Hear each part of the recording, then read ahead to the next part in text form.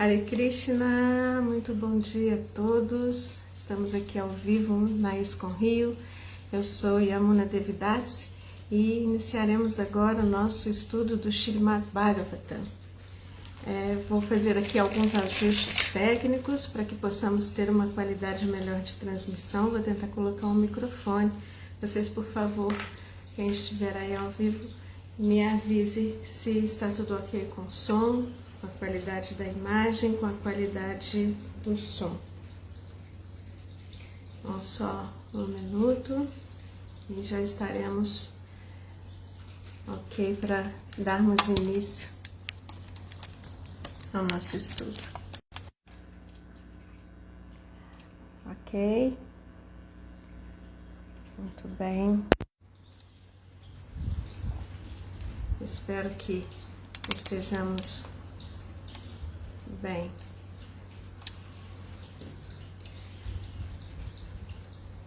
Por favor, quem estiver aí possa me dar um feedback aqui para a nossa transmissão.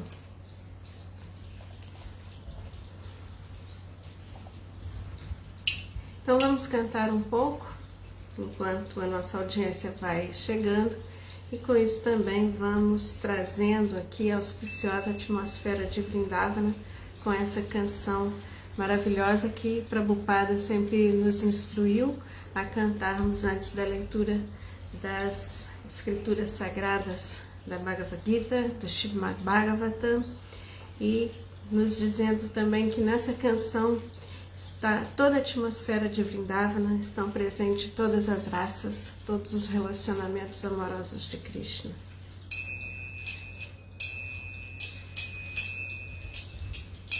Jaya Radha Madhava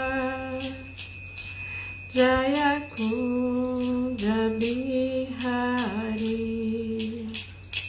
Jaya Radha Madhava Jaya Kunja Bihari Jaya Gopijana Vallabha Girivaradhari Jaya Gopijana Vallabha Girivaradhari Yashodanandana Brajanaranjana Yashodanandana Brajanaranjana Yamunatira Vanachari Yamunatira Vanachari Jayurada Madhava Jaya Kunja Bihari Jayurada Madhava Jaya Kunja Bihari Jaya Gopijana Vallabha Girivaradhari Yashodanandana Brajanaranjana Yashodanandana Brajanaranjana Yamunatira Vanachari Yamunatira Vanachari Hare Krishna Krishna Krishna Hare Hare Hare Rama Rama Rama Hare Hare Hare Krishna Krishna Krishna Hare Hare Hare Rama Rama Rama Hare Hare Hare Krishna Krishna Krishna Hare Hare Hare Rama Rama Rama Hare Hare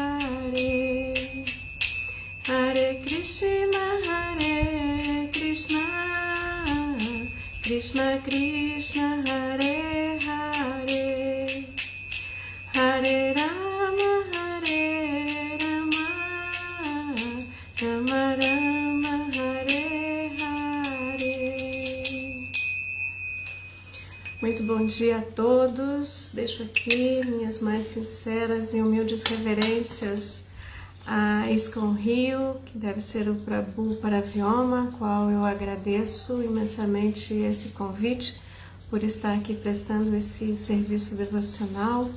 Reverências aqui, minha querida amiga Sundarang Devidasi Hare Krishna, Sérgio Azevedo e Haridarshana Das, minhas reverências, Hare Krishna, muito obrigada pela presença de vocês. Hoje nós estamos no canto 3, capítulo 31, e vamos fazer a leitura e o estudo do verso 13.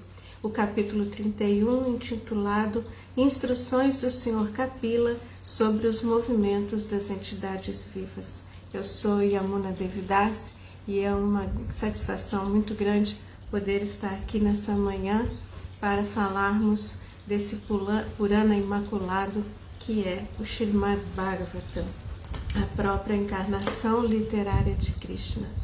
E então, assim, eu faço a invocação dos mantras de reverência ao Senhor Vasudeva, que está em tudo penetra, e também a este Purana imaculado Srimad Bhagavatam. Convido vocês a repetirem, por favor. Om Namo Bhagavate Vasudevaya. Om Namo Bhagavate Vasudevaya. Om Namo Bhagavate Vasudevaya. Narayana Namaskritya Naram Chaiva Narottamam Devim Sarasvatim Vyasam Tato Jayan Mudirayet. Antes de recitar o Srimad Bhagavatam, que é o verdadeiro meio de conquista, deve-se oferecer respeitosas reverências à personalidade de Deus Narayana, a Nara Narayana Rishi, o ser humano supremo, a Mãe Sarasvati, a deusa da sabedoria, e a Srila Vyasadeva, o autor. Nasta praeshu abhadreshu nityam bhagavata sevaya bhagavati utamashloke bhakti bhavati naistiki. Assistindo regularmente às aulas sobre o Srimad Bhagavatam e prestando serviço ao devoto puro, tudo o que é molesto ao coração é quase completamente destruído, e o serviço amoroso à Suprema Personalidade de Deus, ao qual se louva com canções transcendentais, se estabelece como um fato irrevogável. Jai Srimad Bhagavatam. Muito bem-vinda, Maria Luísa, Michele, Krishna Divani, minha querida irmã espiritual, minhas reverências, obrigada pela presença de todos, e Ramachaka Hare Krishna, minhas reverências, todas as glórias a Srila Prabhupada. Bom, então, como eu disse anteriormente, nós estamos no capítulo 31 do terceiro canto, e o verso de hoje é o verso 13. Então vamos lá, capítulo 31, verso 13.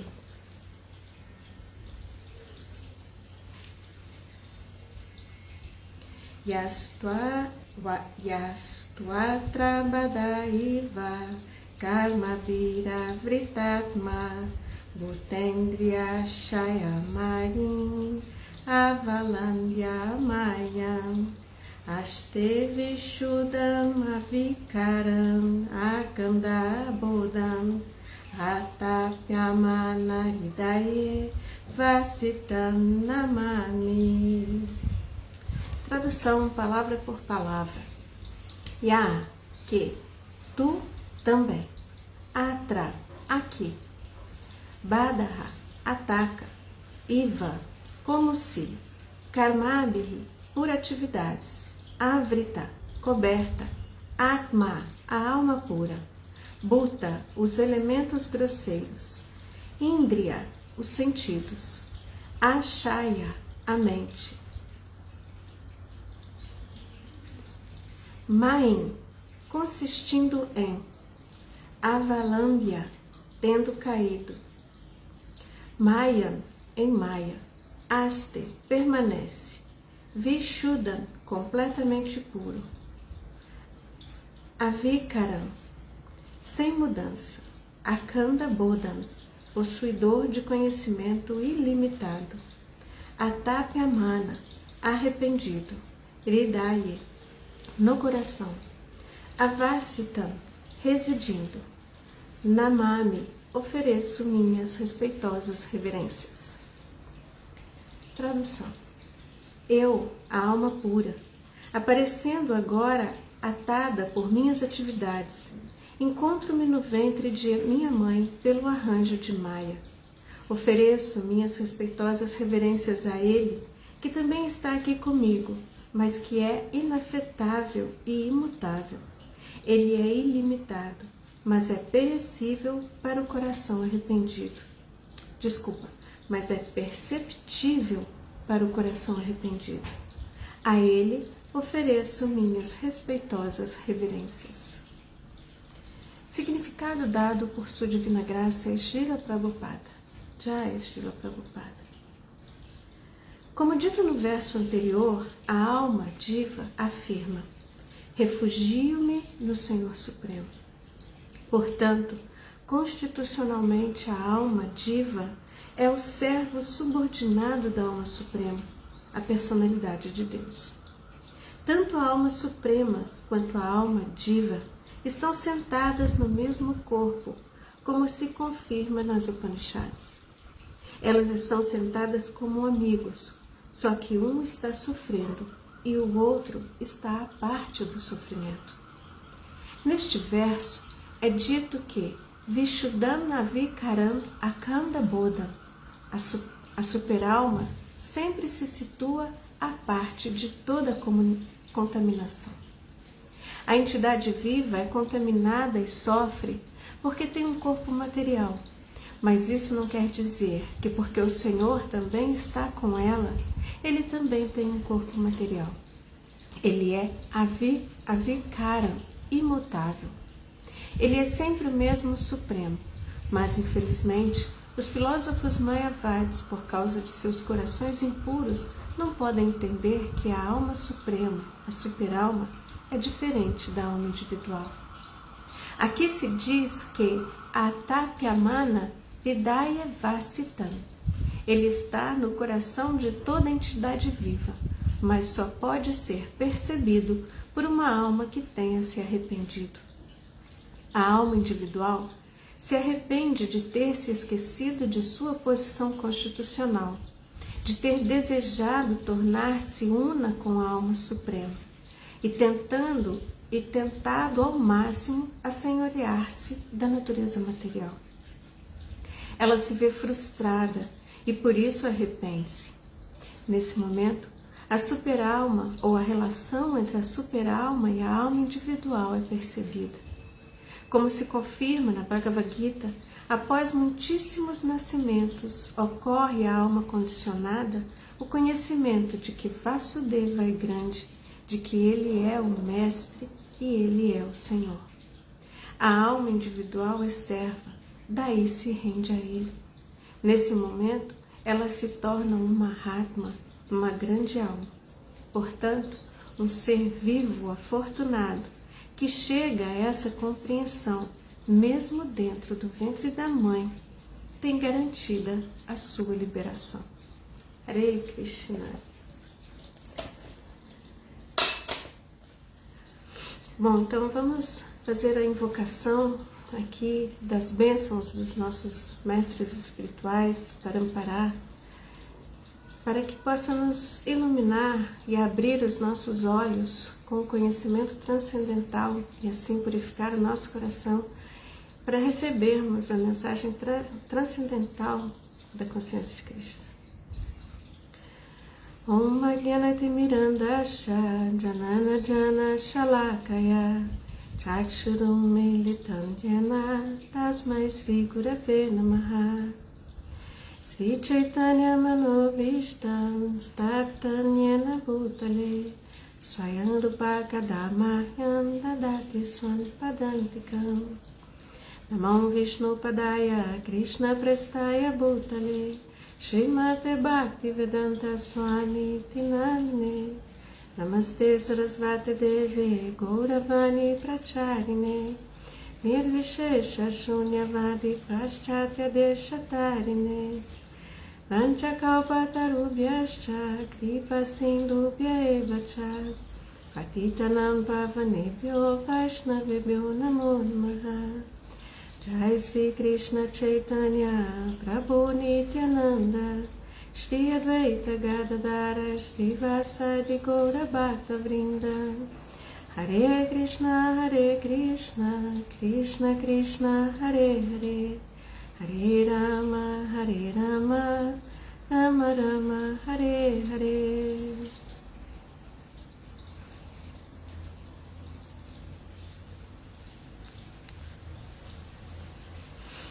Muito bem, Hare Krishna, bem-vindo, Otávio Daniel e todos mais que estão aqui presentes. Então vamos reler o verso de hoje, né, para que a gente possa estar com ele bem fresco na nossa mente, principalmente no nosso coração. Eu, a alma pura, aparecendo agora atada por minhas atividades, encontro-me no ventre de minha mãe pelo arranjo de Maya.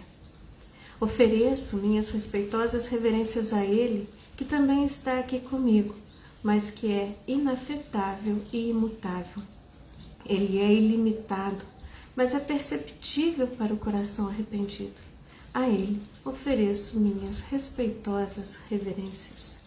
Então nós estamos num momento do capítulo muito interessante, também auspicioso, né, enquanto instruções de Kapiladeva, em que a alma individual, ainda dentro do ventre da mãe, ela toma consciência de si.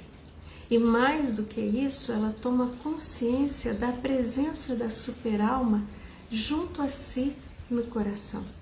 Então ela se lembra, né, dos seus nascimentos anteriores, ela se dá conta da sua condição ali, de estar ali naquela situação, posta ali naquela situação, exatamente em razão das suas atividades fruitivas, do seu envolvimento com a condição corpórea, com a condição material que a levou a agir fruitivamente nesse mundo, enredando-a nascimento após nascimento.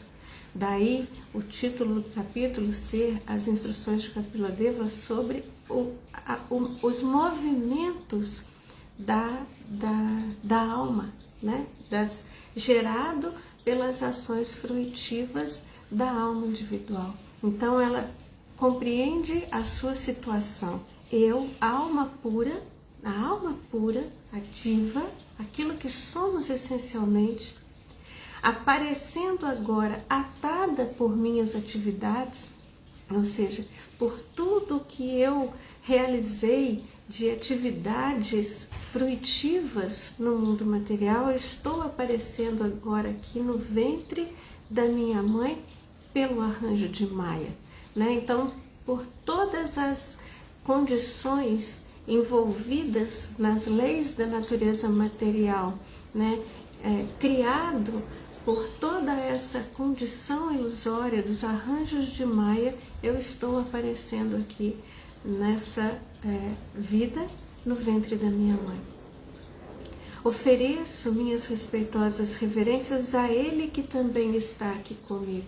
Então, consciente de si, essa alma também passa a compreender a superalma que está ali junto a si, no seu coração, e que é inafetável e imutável. Então, essa alma, ela já tem essa compreensão de que ela está ali em relação, por conta das suas atividades fruitivas, que junto dela está a superalma, mas que diferente dela, a superalma não está afetada, né, pelas condições da matéria, pelas condições da vida material que nos enreda nessa condição grosseira, material e que é imutável, né? Ela não está passando por diferentes formas de vida, né? Não tem essa transformação do seu corpo a partir das suas atividades materiais. Então é a plena consciência da superalma que está ali dentro do seu coração, mas que, diferente dela, é inafetável e imutável. Ele é ilimitado, né? Mas ainda assim é perceptível ao coração arrependido. Então, mesmo que essa superalma esteja dentro ali do pequeno espaço do meu coração, ela é inafetável, ela é imutável, mas ela é ilimitada, ou seja, ela não está de forma alguma condicionada a essa concepção corpórea limitadora, né? Ela está ali e é ilimitada. Mas mesmo sendo ilimitada e muitas vezes, né, todas as vezes inconcebível, ela é perceptível para o coração arrependido. Então, o interessante de observarmos aqui também nesse verso é que, estando consciente de si, da sua condição desfavorável ali naquele momento, estando para nascer, né, mais uma condição de vida agora, nessa condição mais favorável da vida humana, consciente da superalma junto a si, dentro do seu coração, mas essa compreensão só pode ser perceptível para a superalma que entendeu a sua condição e se arrependeu, né, do seu condicionamento. Ou seja, se arrependeu de ter se desconectado da Suprema Personalidade de Deus, que é a sua origem, né, enquanto alma, enquanto parte fragmentária do todo completo, que é a Suprema Personalidade de Deus, Sri Krishna. E a ele ofereço minhas respeitosas reverências.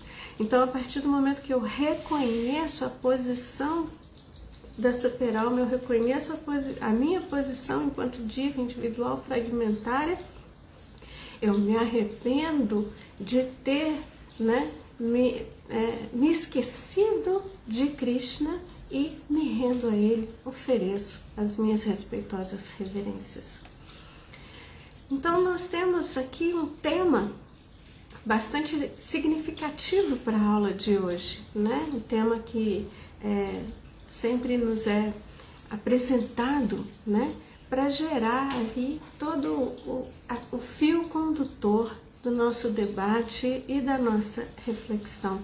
E o tema da nossa aula de hoje é que a alma humana afortunada, após arrepender-se de seus atos passados, percebe, mesmo dentro do ventre materno, a presença da superalma e sua posição como sua serva eterna, e ora refugiando-se nele. Ao atingir tal compreensão, teria garantida a sua liberação antes mesmo do seu nascimento. Então é um tema muito profundo, né, e que guarda em si alguns pontos filosóficos muito importantes, né, de nos debruçarmos sobre eles, quais sejam, né? Primeiro ponto, o reconhecimento da superalma e da posição original da diva, né? A diva ela toma consciência de si e da sua posição como parte fragmentária do Senhor Supremo, né? Entendendo que este Senhor Supremo é ilimitado, é imutável, inafetável pelas leis da natureza material e que está situado junto a si no seu coração, né? E que a ele se oferece as suas orações. Mas o ponto aqui fundamental, um segundo ponto filosófico importante, é o arrependimento da alma individual. porque ele diz no verso, só é perceptível para um coração arrependido, né? Então esse arrependimento, né, de vermos, né, o quanto realmente caímos da nossa posição afortunada, né, de estarmos junto a Krishna, conectados a Krishna, querendo tomar a posição de Krishna, se arrepender desse erro, né, inefável que foi de querer se assenhorear, né, ser o Senhor, ser o controlador, ser o desfrutador dessa energia material. Arrepender-se disso é então o primeiro passo para essa compreensão maior, né, sobre a superalma, sobre a condição da diva como serva eterna do Senhor, e esse é o primeiro passo para a rendição, né? Quando você compreende isso, você então se rende à Suprema Personalidade de Deus. Aqui o verso diz que ele ora oferecendo suas reverências à superalma, e é do ponto da rendição que essa alma se qualifica para a libertação, para a liberação, antes mesmo do seu nascimento, né? Então, eu faço aqui um destaque, né, de 2 parágrafos dos comentários de Srila Prabhupada, em que apresentam exatamente esse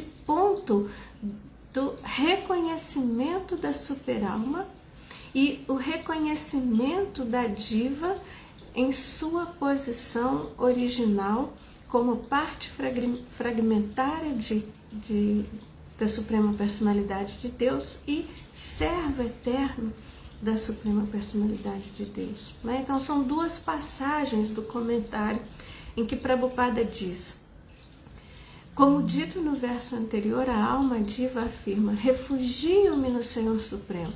Portanto, constitucionalmente a alma diva é o servo subordinado da alma suprema, a personalidade de Deus. Então, a primeira tomada de consciência da alma, agora já na forma humana, de que ela é uma alma espiritual que está presa ali naquela condição por suas próprias atividades fruitivas, e que ela reconhece ser serva eterna, subordinada à alma suprema, personalidade de Deus. Tanto a alma suprema quanto a alma diva estão sentadas no mesmo corpo, como se confirma nas Upanishads. Então a gente sabe que no coração da entidade viva está situada a alma e a superalma, Diva e Paramatma. Elas estão sentadas como amigos, só que uma está sofrendo e o outro está à parte do sofrimento, né? Então, sentadas ali no coração da entidade viva, a alma pura, condicionada àquele nascimento material, sofre as agruras da vida material, da identificação com o corpo material, ao passo que a superalma, que é ilimitada, ela é inafetada por qualquer tipo de condição material, inafetada pelas leis da natureza material, e por isso está a par de qualquer sofrimento. Aqui a gente consegue distinguir exatamente qual é a posição da diva e qual é a posição da superalma. E essa distinção, esse discernimento é o primeiro ponto de consciência da alma individual, né? Ela está ali numa condição tão precária dentro do ventre materno que a possibilidade primeira que ela tem de despertar da consciência é com Paramatma, né? A gente sabe que existem 3 manifestações, né, da Suprema Personalidade de Deus, né? Digamos assim, que é a manifestação Brahmajyoti, a manifestação Paramatma e a manifestação Bhagavan, né? E que elas são cumulativas, né, num crescente de compreensão e de discernimento, de consciência. E nessa posição em que a alma se encontra no ventre de uma mãe, no ventre enquanto forma humana, ela desperta a sua consciência para a dimensão Paramatma. Neste verso é dito que Vishuddham Avikaram Akanda Bodham. A superalma sempre se situa à parte de toda a contaminação. Essa é a principal compreensão, né, que diferencia a alma individual da superalma. A superalma, ela é a parte de toda a contaminação material. A entidade viva é contaminada e sofre porque tem um corpo material. Mas isso não quer dizer que porque o Senhor também está com ela, ele também tem um corpo material. Ele é Avikaram, imutável. Ele é sempre o mesmo Supremo, mas infelizmente os filósofos mayavadis, por causa de seus corações impuros, não podem entender que a alma suprema, superalma, é diferente da alma individual.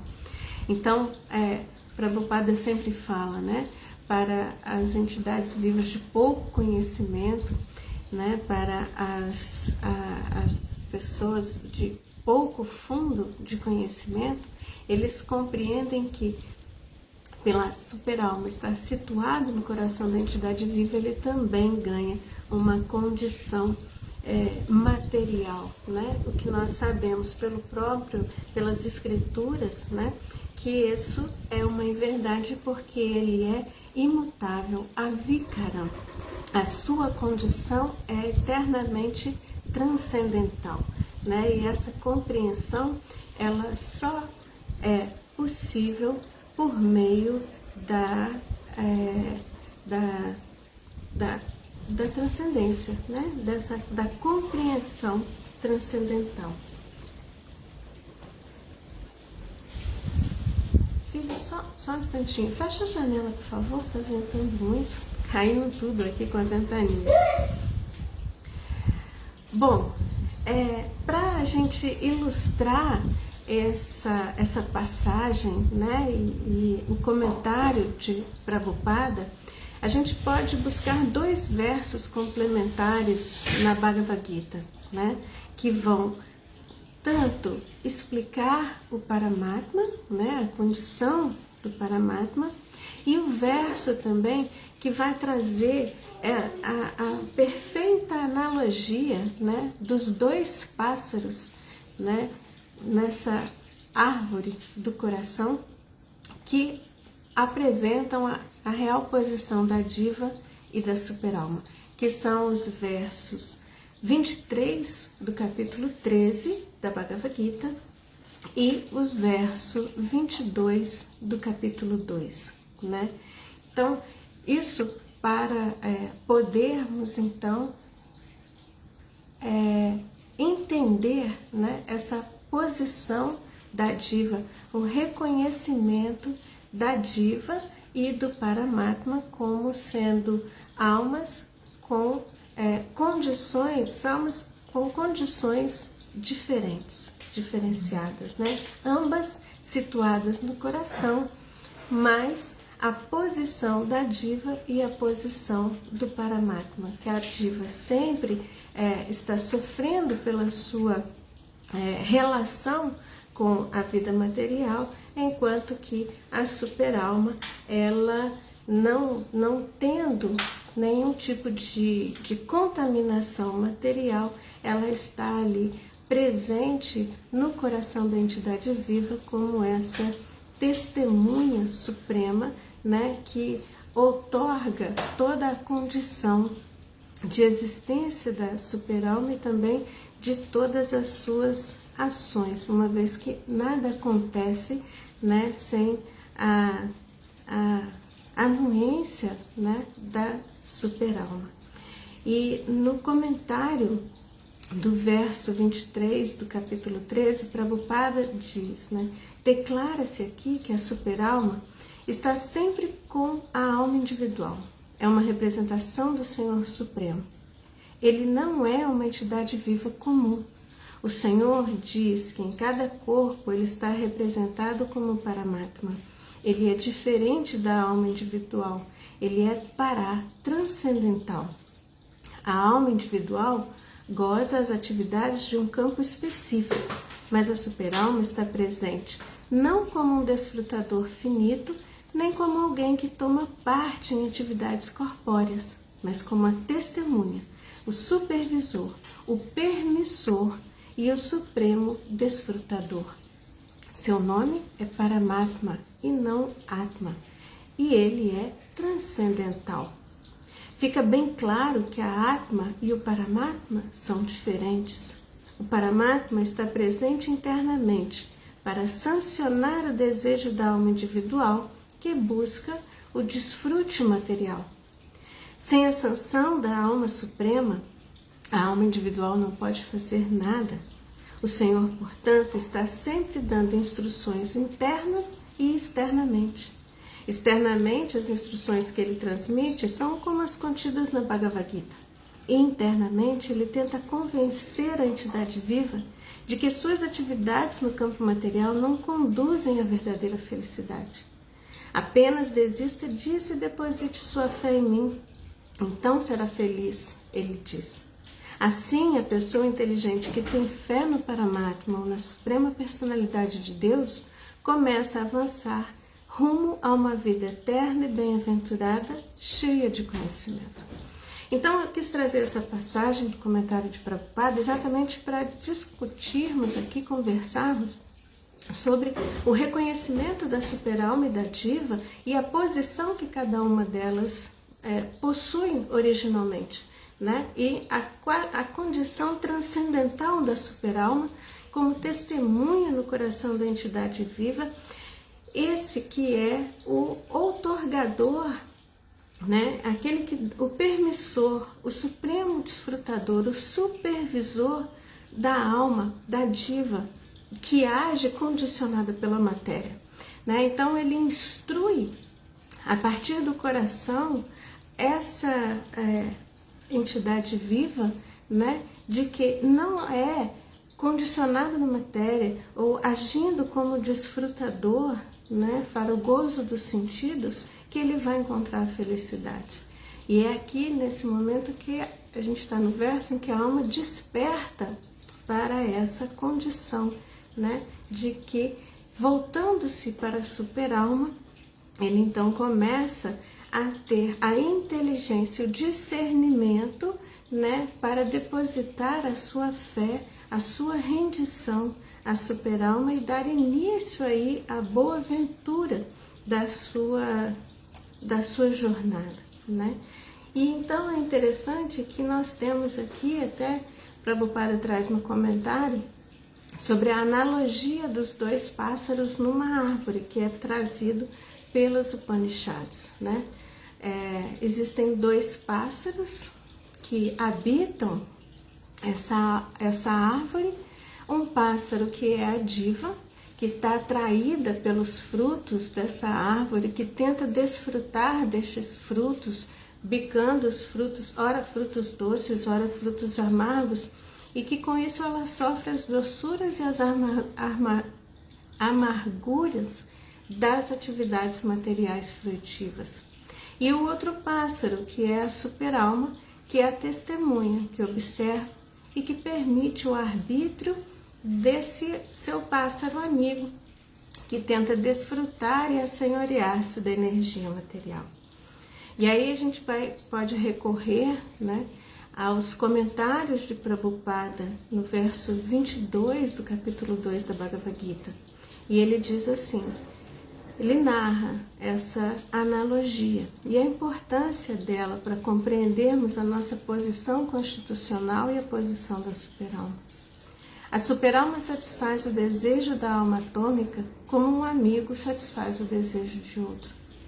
Os Vedas, como o Mukanda Upanishad e o Shvetasvatara Upanishad, comparam a alma e a superalma a dois pássaros amigos pousados na mesma árvore. um dos pássaros, a alma individual atômica, está comendo o fruto da árvore. E o outro pássaro, Krishna, está apenas observando seu amigo. Entre esses dois pássaros, mesmo sendo eles iguais em qualidade, um está cativado pelos frutos da árvore material, enquanto o outro está apenas presenciando as atividades de seu amigo. Krishna é o pássaro testemunha e Arjuna é o pássaro que come. Embora sejam amigos, um é o senhor e o outro o servo. O fato de a alma atômica esquecer-se desta relação é a causa da sua mudança de posição de uma árvore para outra, ou de um corpo para outro. E aqui é interessante quando a gente volta ao verso que diz, né? Eu, alma pura, parecendo agora atado pelas minhas atividades, encontro-me no ventre dessa mãe. Ou seja, ele está pulando de uma árvore a outra, né? E está consciente da sua condição agora como servo, como uma parte fragmentária do Senhor Supremo, um servo eterno do Senhor. A alma diva está lutando muito arduamente na árvore do corpo material, mas logo que concorda em aceitar o outro pássaro como mestre espiritual supremo, tomando assim a mesma atitude de Arjuna, que se rendeu voluntariamente a Krishna para receber suas instruções, o pássaro subordinado imediatamente livra-se de todas as lamentações. Então é aqui essa tomada de consciência, né? Eu, alma pura, pelas minhas atividades pecaminosas, pelas minhas atividades frutivas, estou aqui pulando de uma árvore para outra, agora estou aqui nessa condição humana, nesse ventre humano, e me volto para esse pássaro amigo que está aqui junto comigo, que é o supremo outorgador, que é o supervisor, né? Que é o meu instrutor, aquele que vai realmente me direcionar na minha vida e na minha jornada espiritual, e a ele eu rendo as minhas mais respeitosas reverências. Eu me subordino a ele na minha condição originária de alma espiritual, sua parte infinitesimal fragmentária, né? E é assim que ela vai conscienciosamente se desapegando da sua condição material e apegando-se a esse amor fundamental, a esse amor puro e transcendental que vai conectá-la novamente a esse seu amigo eterno, Sri Krishna, né? E aí o comentário confirma isso, né, no Mukanda Upanishad e no Svetasvatara Upanishad. E o verso que confirma essa analogia diz: embora os dois pássaros estejam na mesma árvore, o pássaro que come, sendo desfrutador dos frutos da árvore, está mergulhado em completa ansiedade e melancolia. Mas, se acontecer de ele fixar-se no rosto do seu amigo, o Senhor, e conhecer suas glórias, imediatamente o pássaro aflito ficará livre de todas as ansiedades.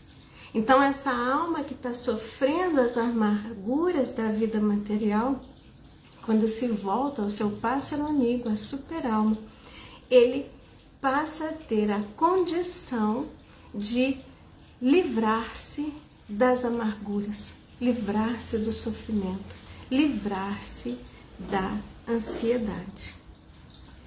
Assim, ele pode ouvir e compreender as glórias do Senhor e livrar-se da lamentação.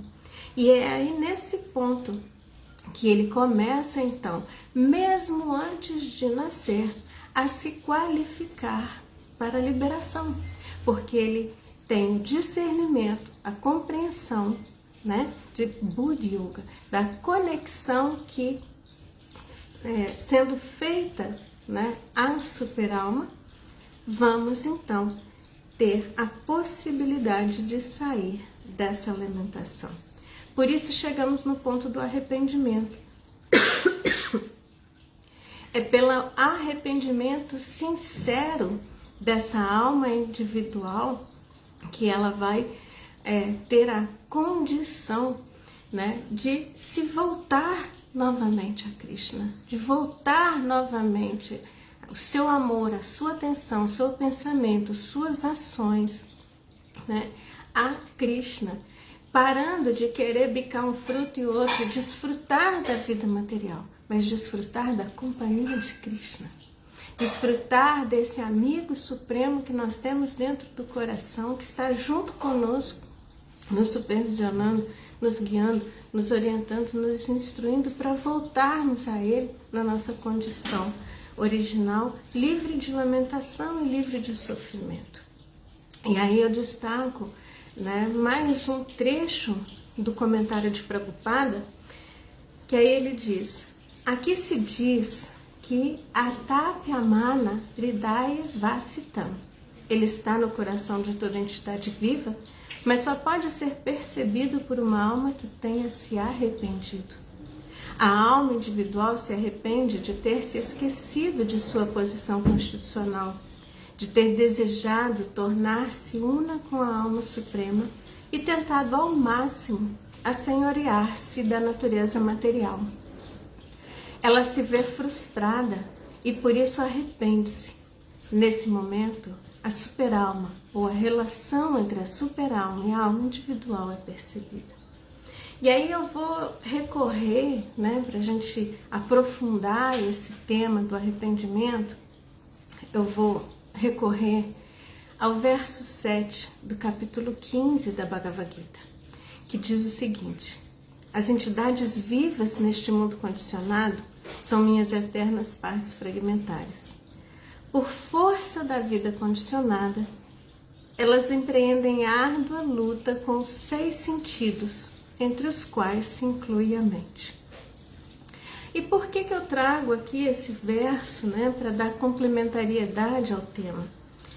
E aí o comentário de Prabhupada diz o seguinte: nesse verso descreve-se com clareza a identidade do ser vivo que é eternamente parte fragmentária do Senhor Supremo. Ninguém deve ficar pensando que ele assume individualidade em sua vida condicionada e em seu estado liberado se torna uno com o Senhor Supremo. Ele é eternamente fragmentário.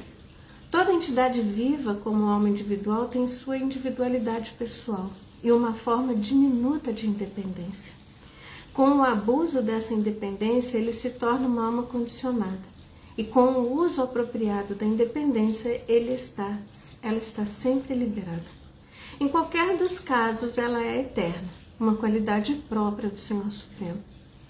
Em seu estado liberado, ela está livre dessa condição material e presta serviço transcendental ao Senhor.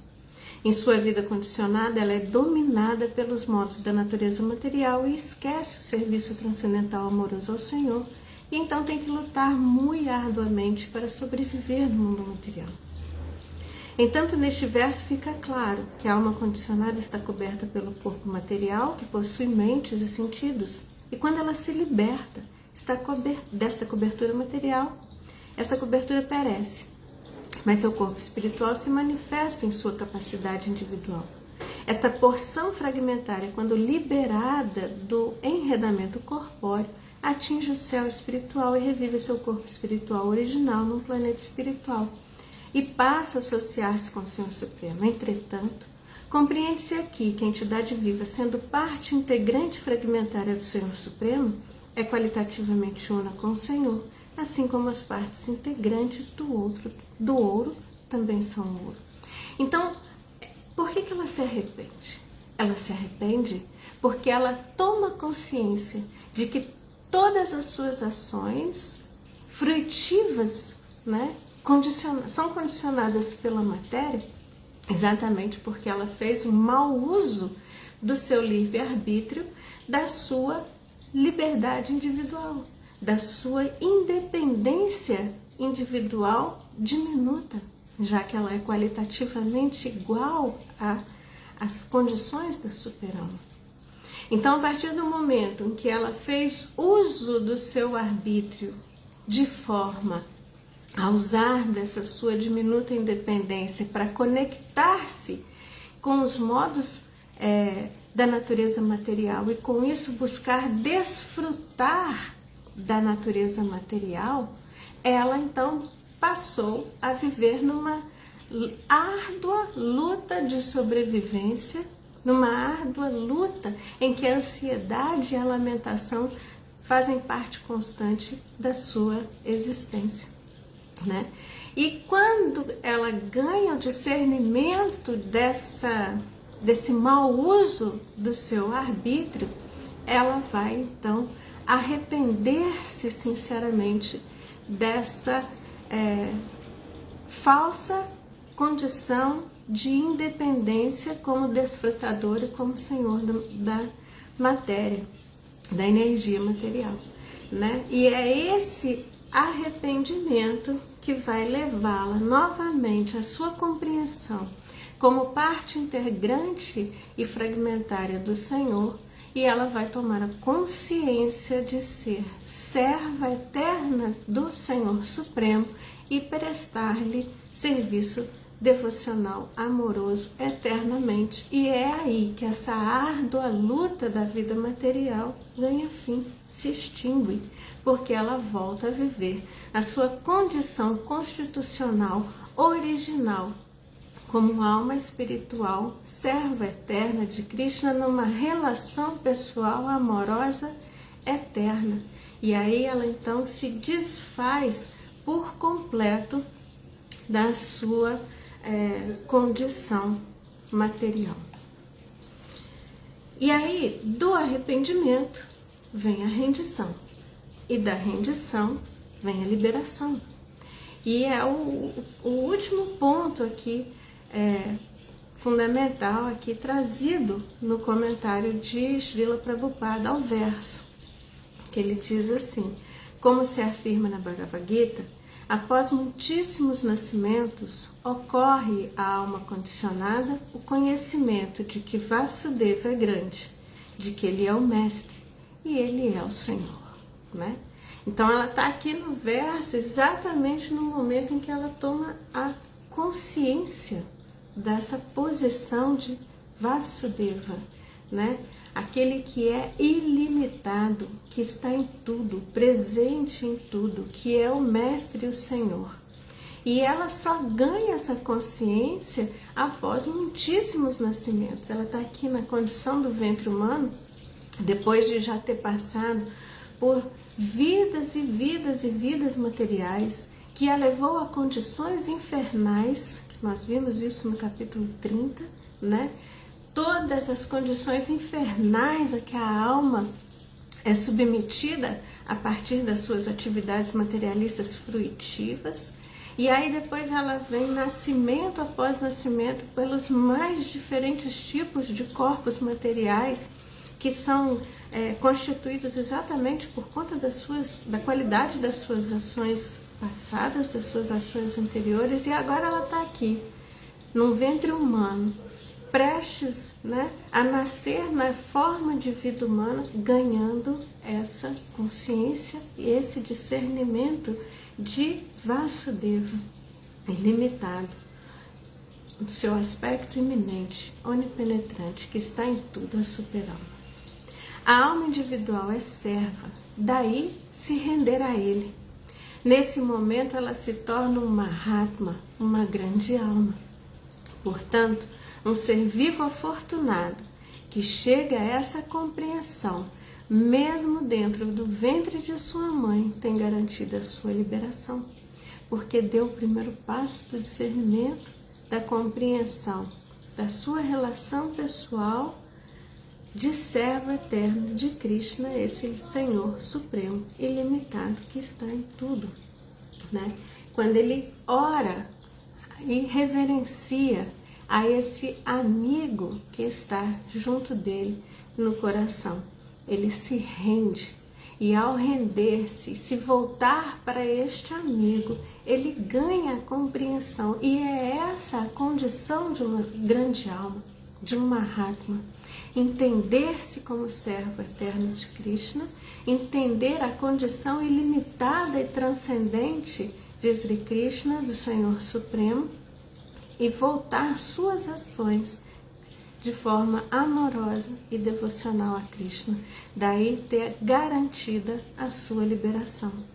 E aí a gente não tem nem como sair, desviar, né, do que Krishna nos diz e nos promete no verso 66 do capítulo 18 da Gita. Sarvadharma parijatya mamekam saranam vraja aham tvam sarva papebhyo mokshayasyami ma shukaha. Abandone todas as variedades de religião e simplesmente rende-se a mim. Eu o libertarei de todas as reações pecaminosas. Não tema, não tema. Rende-se a mim, liberte-se de qualquer tipo de amarra material que vai te levar a agir nesse mundo de forma identificada com a matéria. Renda-se a mim e eu te libertarei de todas as reações pecaminosas. E aí Prabhupada, no seu comentário incrível do verso, ele diz que foi dito, né, que somente quem se livrou de todas as reações pecaminosas pode prestar adoração ao Senhor Krishna. Assim, alguém pode pensar que enquanto não estiver livre de todas as reações pecaminosas, não poderá adotar o processo de rendição. E o verso de hoje exatamente comprova isso. Em qualquer condição, independente da sua condição, se você se rende a Krishna, você está apto a ser um Mahatma, a uma grande alma, ter garantida a sua liberação. Você vê que ele está ali no ventre da mãe, orando a Krishna, né?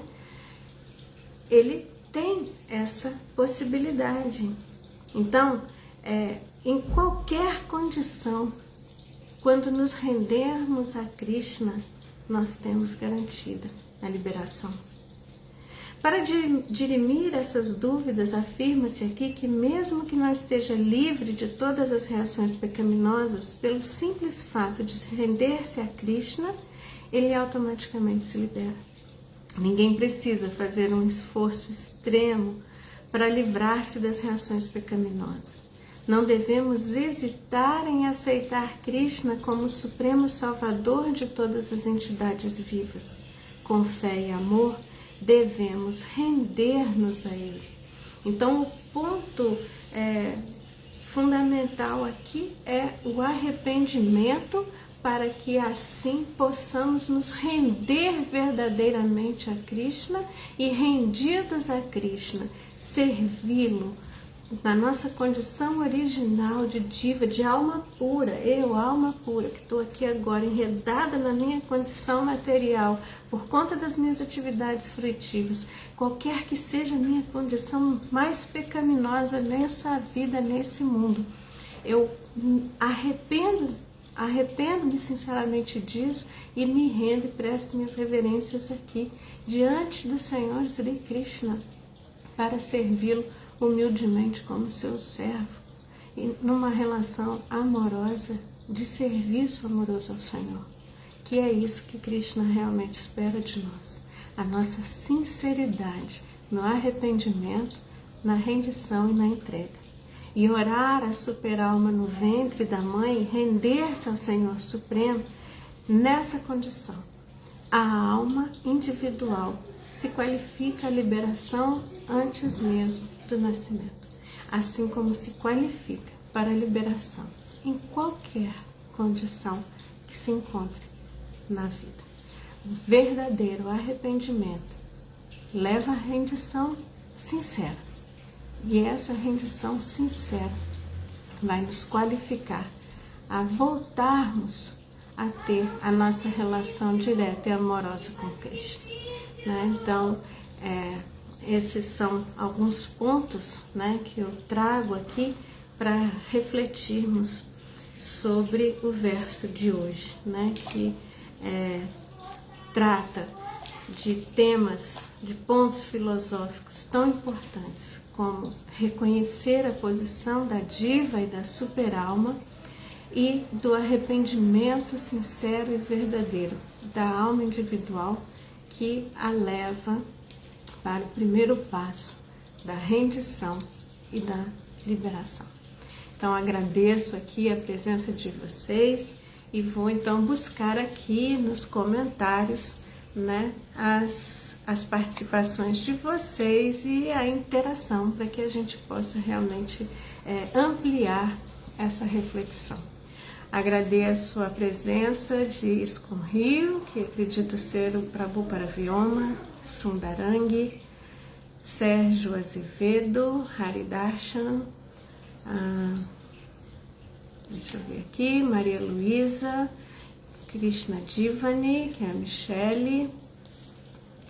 Tá um pouco complicado aqui porque eu tô no celular, então às vezes não obedecem aqui os meus comandos. Rama Chaka, Otávio Daniel, Hare Krishna, minhas reverências. Toda hora volta lá no início. E temos aqui alguns comentários e contribuições. Vejamos aqui. Rama Chaka, bom dia, Otávio. Iskon Rio, mas se ela está rendida, o que acontece quando a alma sai do ventre materno? Porque todos então não nascem já liberados? Isso é uma pergunta muito boa, só poderia vir do Prabhu Paravyoma, acredito eu, né?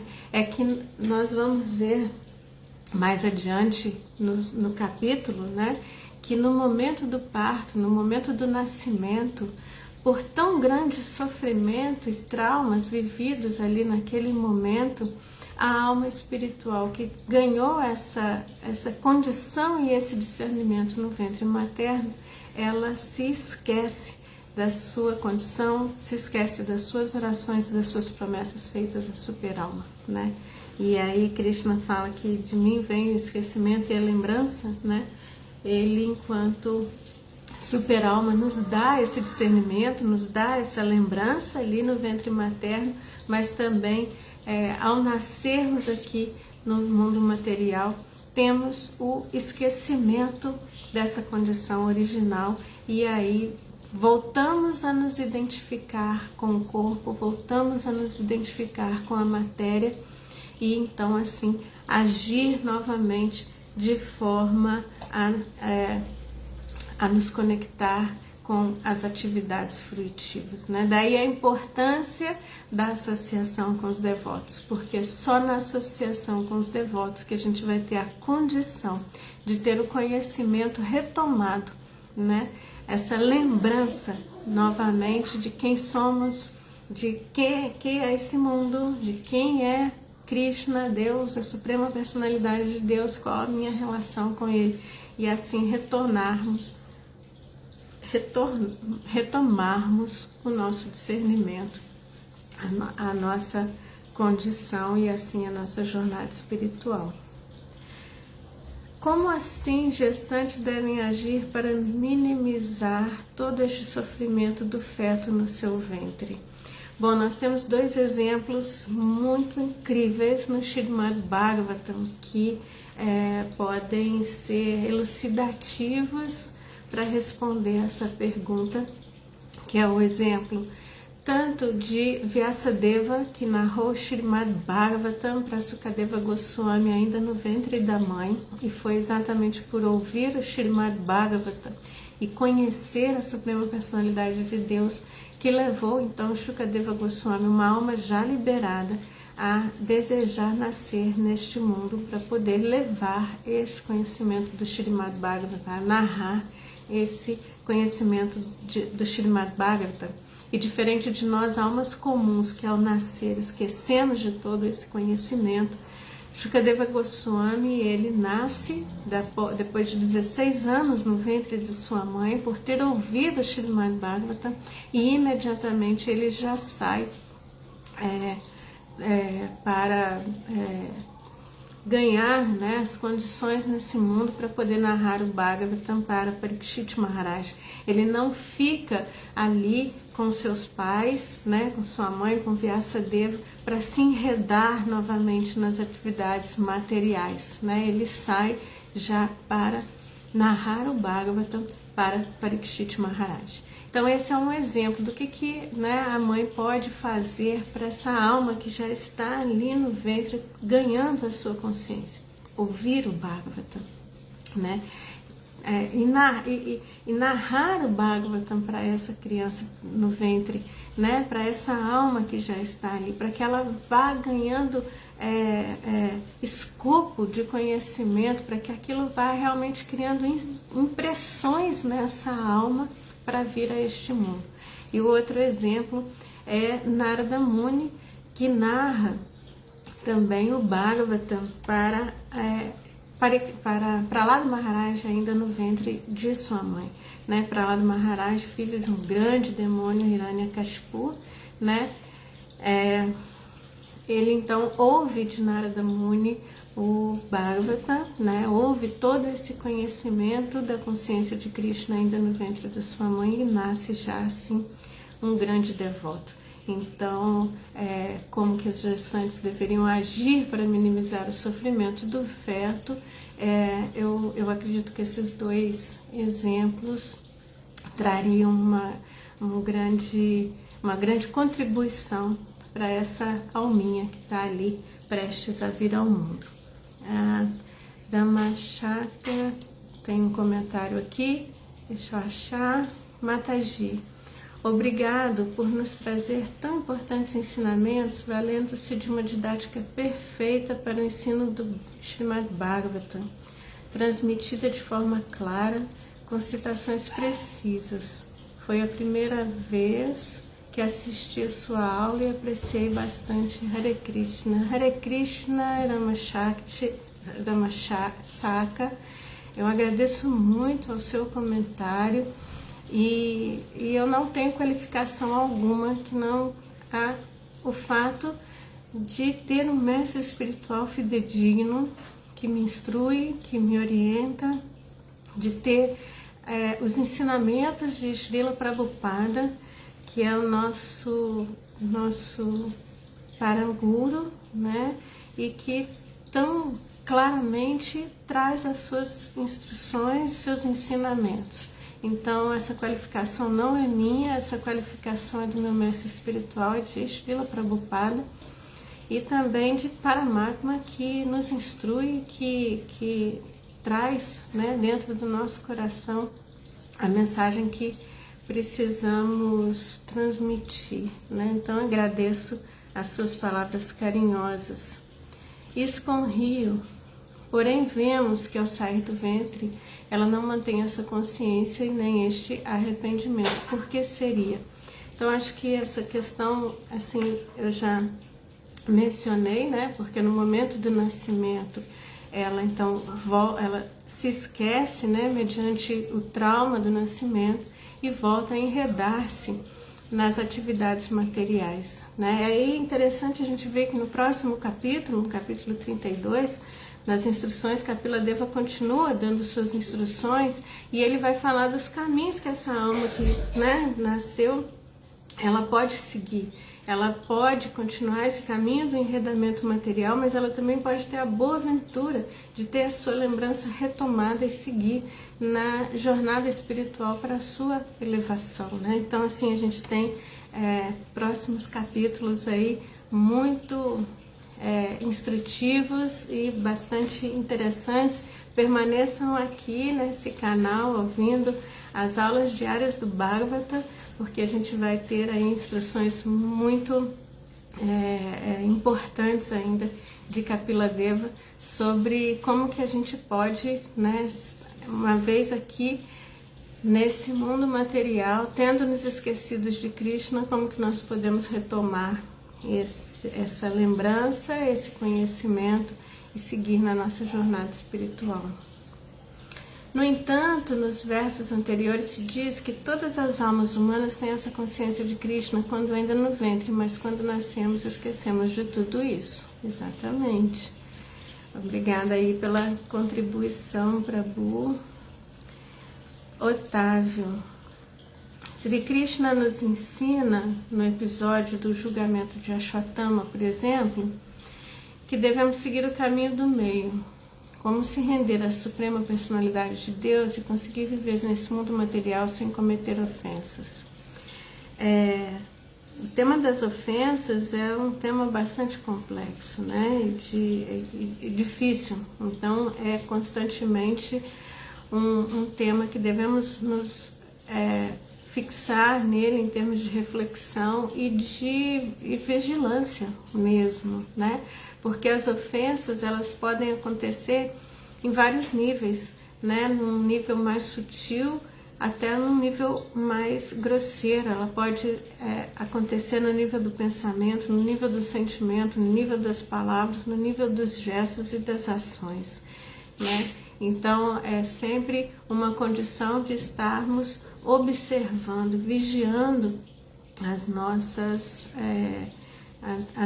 interações no mundo, né? Então, quando nos conectamos com o modo da bondade, por exemplo, e assumimos a bondade como um estilo de vida, aí fazendo um trocadilho com o título do livro do meu mestre espiritual, Bondade como Estilo de Vida, nós ganhamos mais consciência das nossas ações, né? E nos tornamos aptos a agir no mundo de uma forma mais harmoniosa, de uma forma mais criteriosa, e isso nos ajuda a observarmos melhor as nossas ações, os nossos sentimentos, nossos pensamentos, e com isso buscar evitar qualquer tipo de comportamento ofensivo no mundo, né? E a questão do caminho do meio, como agir e viver nesse mundo material, né? E aí Krishna, toda a Bhagavad Gita, Krishna está nos instruindo sobre como agir nesse mundo, né? A ação correta, a ação em consciência de Krishna, a ação enquanto serviço devocional amoroso que vai qualificar a nossa ação como dentro da plataforma espiritual, e com isso nos dá a condição da liberação, enquanto que a ação sem a consciência de Krishna, a ação pelo simples cumprimento do dever material, ela vai nos conectar aos modos da natureza material, vai nos manter nessa plataforma material e assim nos desqualifica para a liberação espiritual, né?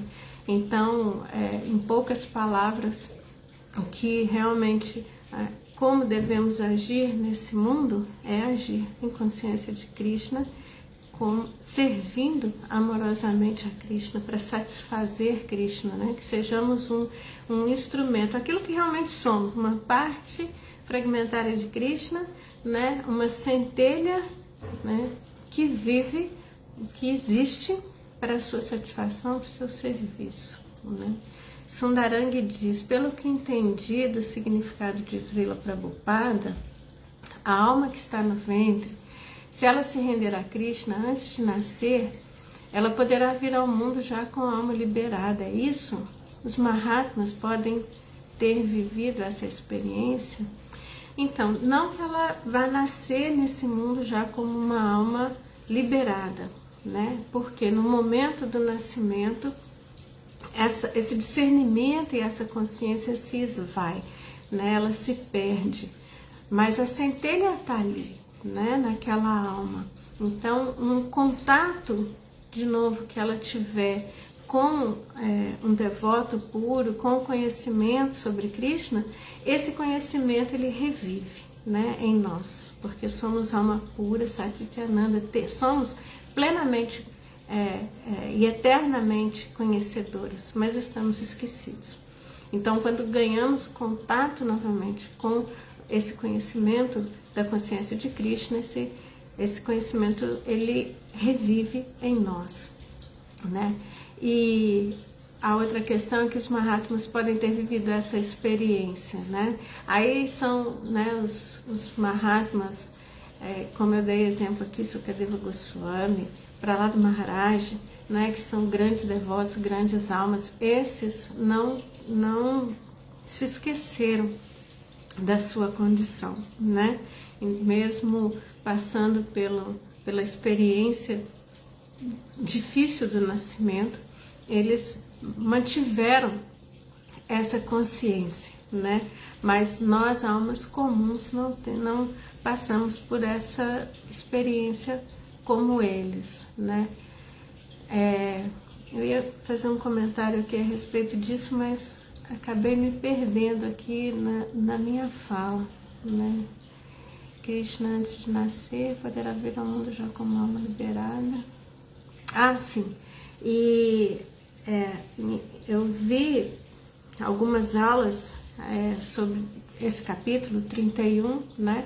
E em uma das aulas que eu assisti, um devoto muito experiente, muito conhecedor, ele diz que essa tomada de consciência da alma no ventre da mãe não é para todas as almas, para todas as entidades vivas, mas apenas para aquelas que já estão num caminho evolutivo, né? Que já estão num caminho de consciência, né? Então essa tomada, esse discernimento não é para muitos, né? Assim como Krishna diz na Bhagavad Gita, né? Poucos, né? De muitíssimos nascimentos, poucos são aqueles que realmente vão ter apreço por esse conhecimento, e destes menos ainda, né, vão realmente seguir adiante na sua jornada espiritual. Então tem isso também, esse conhecimento, ele é dado para as almas que já estão num nível de evolução e de desenvolvimento da alma mais propensos, né, à atividade espiritual. Marcelo Magalhães: como podemos se render a Krishna com mais rapidez? A questão do tempo, né? O tempo é o próprio Krishna, né? E o tempo, na forma como nós conhecemos, ele só existe aqui na plataforma material, né? Passado, presente e futuro. Um tempo que passa mais rápido, um tempo que passa mais devagar, né? Então, para a alma não existe tempo. Para a alma pura, transcendental, não existe tempo. Por isso que Prabhupada fala, né, que para a liberação da alma, ela pode acontecer, demorar vidas e vidas, mas também pode ser num estalar de dedos, num piscar de olhos, né? Porque o tempo para a alma não existe. Então, realmente vai passar pela nossa condição de sinceridade, do nosso arrependimento e da nossa entrega a Krishna, né? Krishna fala que se você, à medida que você se rende a mim, eu reciproco na mesma proporção. Só que não é na mesma proporção. Enquanto a gente dá um passo em direção a Krishna, Krishna dá 10 passos em direção a nós. Ele está muito mais ansioso de ter o nosso retorno, vamos dizer assim, do que nós mesmos. Então, eu acho que realmente o que vai determinar essa condição de reciprocidade com Krishna é a nossa sinceridade e o quanto nós realmente nos dedicamos a servir a Krishna, né? A nos render a Krishna, nos entregarmos a Krishna e servi-lo, né? Realizando realmente Bhakti Yoga, o processo de Bhakti Yoga, né? E também corroborando com essa diferenciação das plataformas, né?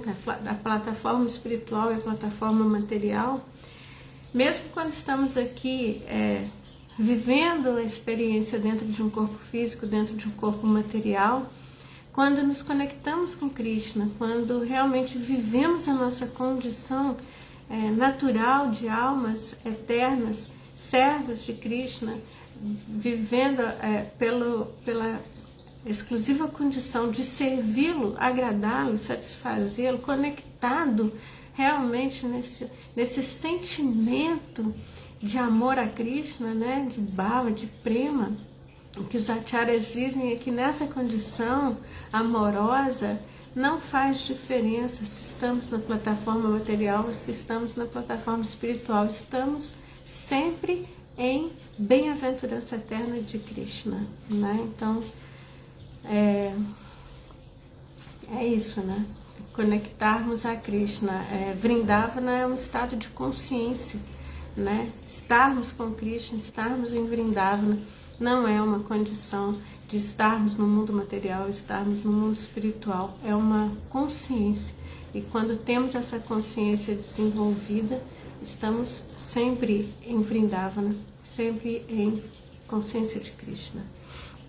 Adilila Hare Krishna, minhas reverências, feliz em vê-la aqui também, minhas reverências Hare Krishna.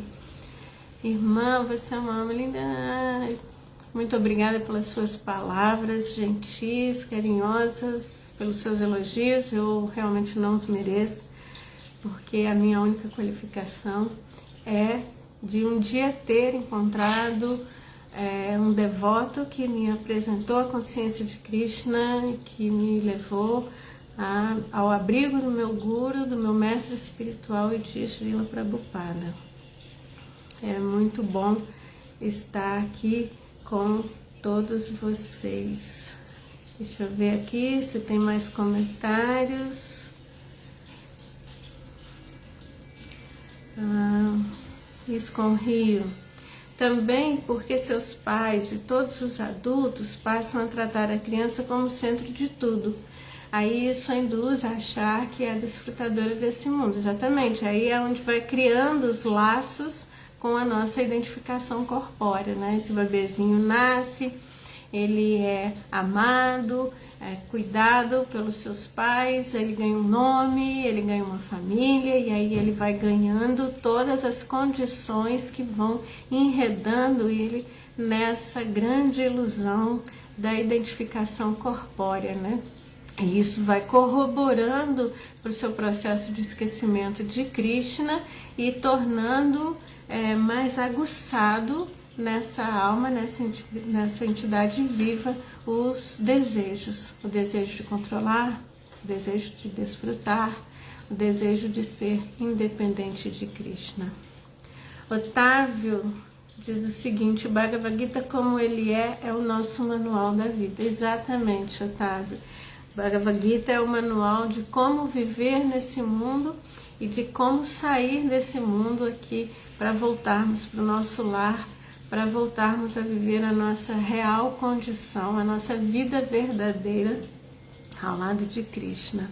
Marcelo, quem tem que se lembrar então de alguma coisa é o nosso corpo sutil, que acompanha a nossa alma eternamente, porque a alma mesmo já se lembra sempre de tudo. É assim que funciona? Muito boa colocação, porque a alma ela é pura, ela não se contamina, né, com as questões materiais, né, mas sim é a mente, né? Os nossos sanskaras, os nossos anartas estão todos impregnados na nossa mente, no nosso corpo sutil. Por isso que a prática do processo de Bhakti, que tem que ser constante e disciplinada, né? Ela é importante porque ela vai criando novos sanskaras, novas impressões na nossa mente, nas nossas emoções, nos nossos corpos sutis.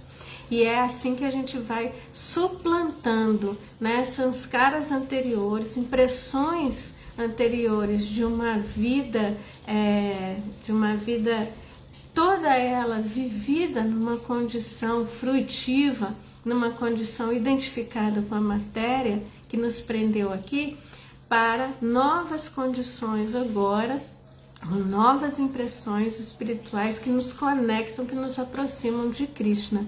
Então, criando essas novas impressões nos nossos corpos sutis, na nossa mente, nós vamos estar com isso ganhando corpo, ganhando a condição necessária para vivermos a nossa condição real, né, de almas espirituais. Então é isso, a gente precisa criar essas impressões espirituais, né, viver uma vida espiritual mesmo na matéria. E isso é feito, né, como que isso é possível? vivenciando o processo de Bhakti Yoga, né?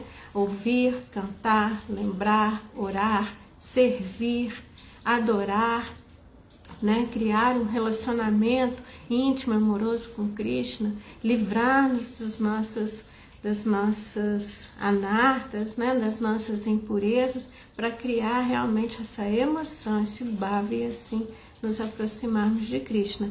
Então, a prática diária, constante, disciplinada do sadhana, né, do processo de sadhana bhakti, é o que vai nos qualificar, nos dar a condição de criar essas impressões espirituais em nós e levarmos isso para a nossa evolução espiritual. Krishna Divani, minha gratidão, excelente aula, mas na verdade a audiência é que é qualificada, então é isso que qualifica a nossa preleção aqui. E Sundarangi, muito grata pela aula, com ótimos ensinamentos. Esses ensinamentos não são meus, são de Prabhupada, né? E de toda a sucessão discipular, de todos os acharyas que nos transmitem esse ensinamento transcendental da consciência de Krishna. Assim, então, eu acho que eu passei por todos os comentários, agradeço a participação de vocês, peço sempre as suas bênçãos para que Krishna possa sempre nos iluminar a termos a compreensão desse conhecimento transcendental e podermos assim trocarmos essas nossas impressões, as nossas reflexões e ampliarmos assim o nosso conhecimento e a nossa consciência de Krishna. Todas as glórias a Srila Prabhupada, Srimad Bhagavatam Ki Jai. Hare Krishna.